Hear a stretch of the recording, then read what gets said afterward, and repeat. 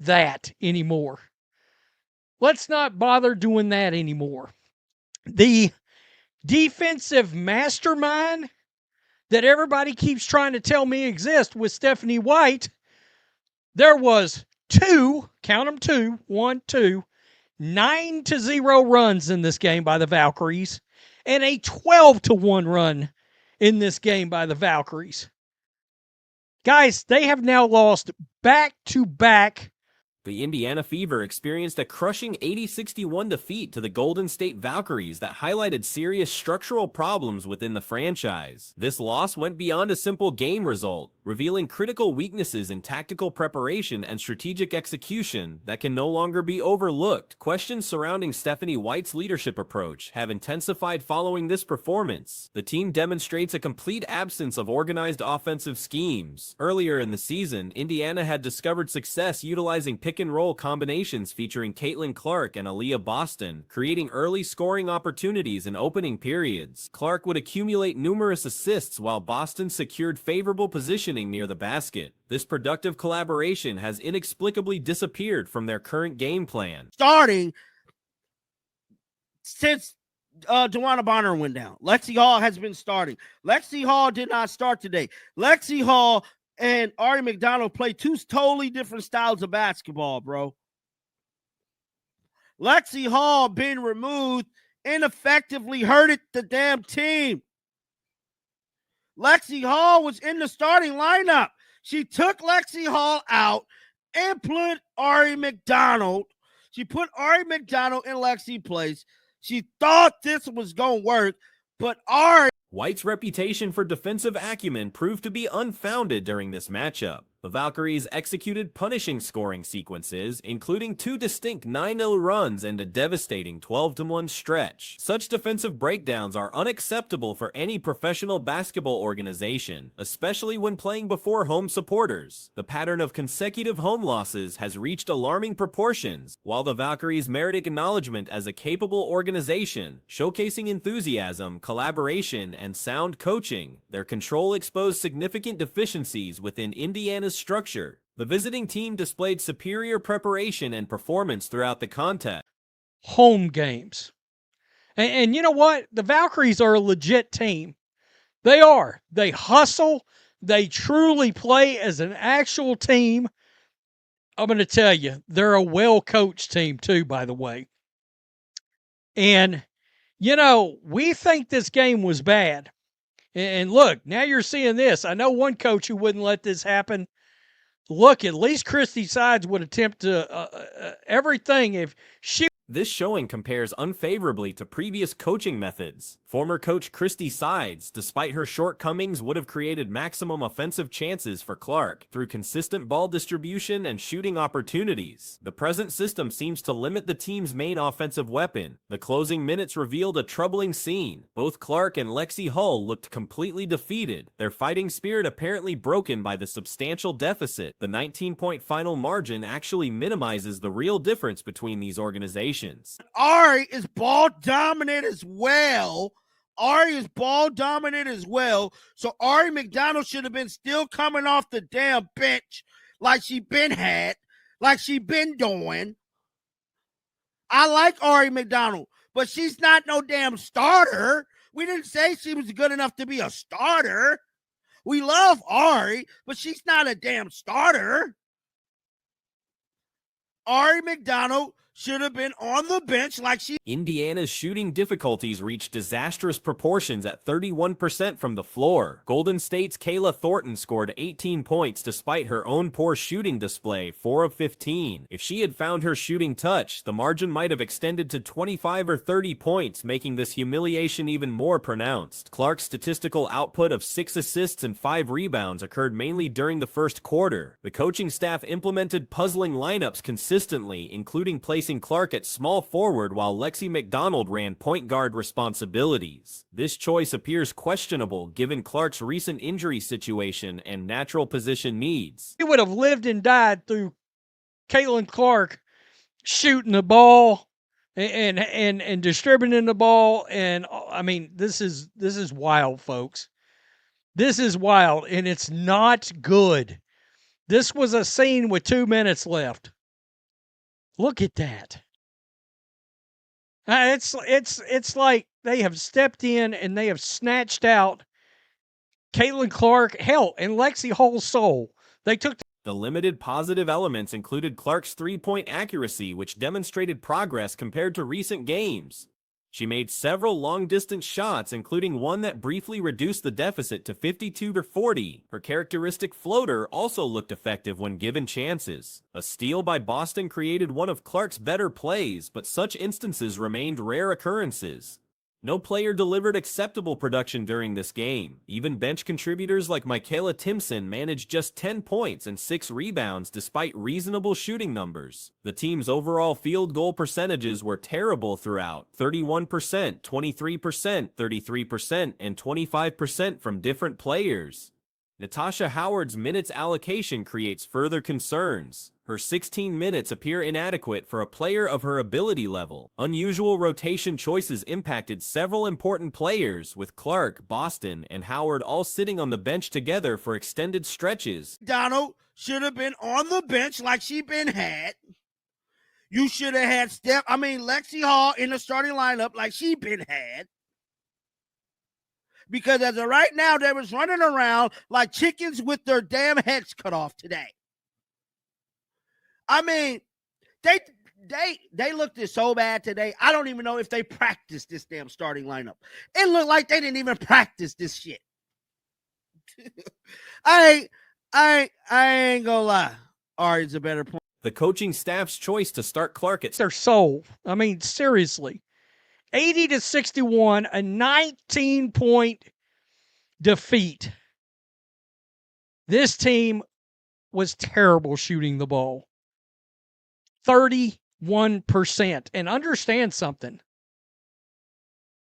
Look, the Golden State Valkyries All-Star, Kayla Thornton, she had 18, but was 4 of 15 from the field. Squads with ability can sometimes raise their game against top opponents like the Liberty, Lynx, or Aces. However, this group looks consistently unprepared for competition, particularly at home where fan energy should offer extra motivation. The offensive output remains inadequate, with the team struggling to reach even 50 points during certain periods. Such production suggests widespread problems that go beyond individual player struggles. Golden State's coaching staff merits considerable credit for their preparation and execution. Their players showed superior effort, team connection, and strategic awareness. The Valkyries competed with energy and determination, qualities that were clearly missing from the home squad. I ain't gonna lie. Ari's a better point guard, fat boy. No. So Ari better than who? Ari is a backup. You know, certain players just backup players, bro, and she's one of them. Ari should be subbing for CC. Exactly. Fat boy. Ari is a backup.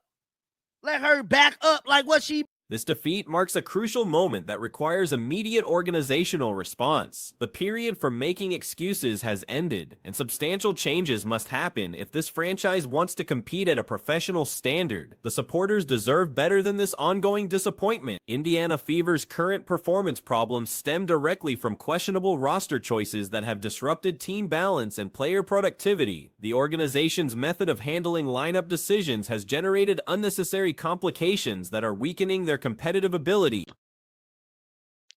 If she would have shot better, they might have lost by 25 or 30. If she would have had an actual game. It was awful.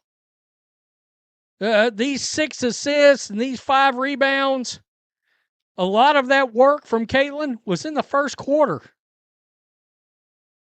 She had one of the strangest lineups I've ever seen. Ari McDonald. The most serious tactical mistake involves benching Lexi Hull from the starting lineup. Hull had proven herself as a dependable starter after Joanna Bonner's injury, delivering steady production and integrating smoothly into the team's offensive structure. Her removal has triggered a chain reaction that has harmed the squad's overall unity. The choice to substitute Hull with Ari McDonald shows a basic misreading of player functions and team relationships. McDonald and Hull work with entirely different playing approaches, making this replacement especially disruptive. McDonald's ball-heavy style clashes with the team's established tempo and floor spacing needs. Up. Let her back up like what she been doing, dog. Who said Ari was a starter? I love Ari. I'm one of her biggest advocates, one of her biggest damn fans. I am one of Ari's biggest fans. I love Ari. She could ball, but I never said she was a starter. I never said she was a starter. Who said Ari was a starter? Stephanie White did. McDonald's abilities are better matched for a reserve function where she can supply energy and scoring impact in limited stretches. Her talent set flourishes when she can control possessions without disrupting the primary offensive movement. Pushing her into a starting spot generates unnecessary problems for all players involved. The coaching staff seems to have implemented this change without proper preparation or practice time. The team's showing suggested they had not worked extensively with this new setup, resulting in clear confusion and weak execution during important moments. Donald got the point. Caitlin started at small forward, it looked like. Small forward? She's coming back from an injury and you started her at small forward? I don't get it. I don't get it at all. And let's just go here. This is some of the few shining moments in the game. This was Caitlin Clark's first. Professional basketball demands players to recognize and accept their assigned functions within the team framework. When everyone works within their ideal position, the complete system operates smoothly. McDonald had achieved success as a substitute player, contributing effectively while recognizing her specific duties. Work environment comparisons relate directly to basketball team building. Restaurant staff members have separate functions. Chefs manage food creation, while dishwashers maintain cleanliness. Neither position holder would succeed if required to handle the other's tasks during busy service periods. Similarly, basketball players perform best when working within their areas of strength. White did. Stephanie White said she was a starter today. I never said it. I don't think any other podcaster ever said it. Ain't no damn analyst ever said it. I love Ari. I truly do, man. And when I go up to any, hopefully I can meet her and talk to her. I love her. But you got to know your role. See, everybody go to work every day and you know your job. You're okay. If you're a cook, you're not finna go do what the fucking dishwasher's doing. You're not. The timing of these lineup modifications creates additional worries, making major adjustments during competitive games instead of introducing them slowly through practice sessions shows poor planning and execution. Such choices often reveal deeper organizational problems. Clark's positioning presents another concerning development. Shifting her to small forward while she heals from injury goes against standard basketball knowledge. Point guards returning from injuries usually need to recover their three back. I will say this, at times, at least it looked like the three ball was working a little better for Caitlin. She hit this really long one right here. Later in the game, this was while the game was still and Thornton hits a three. Kind of within reach. Right here, she's going to pull up from a hell of a long way off, knocks that down. It was 52-40. Clark's energetic playing style and fan interaction method represents a shift from traditional women's basketball culture. Her celebrations, crowd connections, and overall energy level have created mixed responses from basketball traditionalists who favor more conservative methods. This generational gap between old-school coaching approaches and modern player development generates tension that impacts team performance. Experienced coaches sometimes resist accepting new techniques that could maximize their players' potential. Dishwasher's doing. You're not finna go wash dishes when you're a cook. And a dishwasher ain't finna cook when he a dishwasher. Everybody know their role. But when everybody know their role, everything runs a fluid. Everything runs great. Ari McDonald knew her role as a backup. She was a backup. She did better as a backup. The fan community clearly sees these problems and expects organizational responsibility. Professional sports teams must address supporter worries, particularly when those concerns match obvious performance issues visible during games. Future coaching choices will likely need to tackle these basic philosophical differences. The organization must choose whether to embrace modern basketball evolution or continue following traditional methods that may restrict their competitive potential. McDonald's individual abilities deserve acknowledgement despite the current misuse of her talents. She has real basketball skills that can contribute significantly when properly applied. The problem lies not with her capabilities, but with the inappropriate use of those skills. That point. And then, of course, one of my favorite moves of Caitlin right here is this floater that she has developed. Leah Boston with the steal on the pass, he got away, and then that little floater. It's a hell of a nice play from Caitlin Clark. Guys, that's where it started and stopped. That was it. That was the best you saw.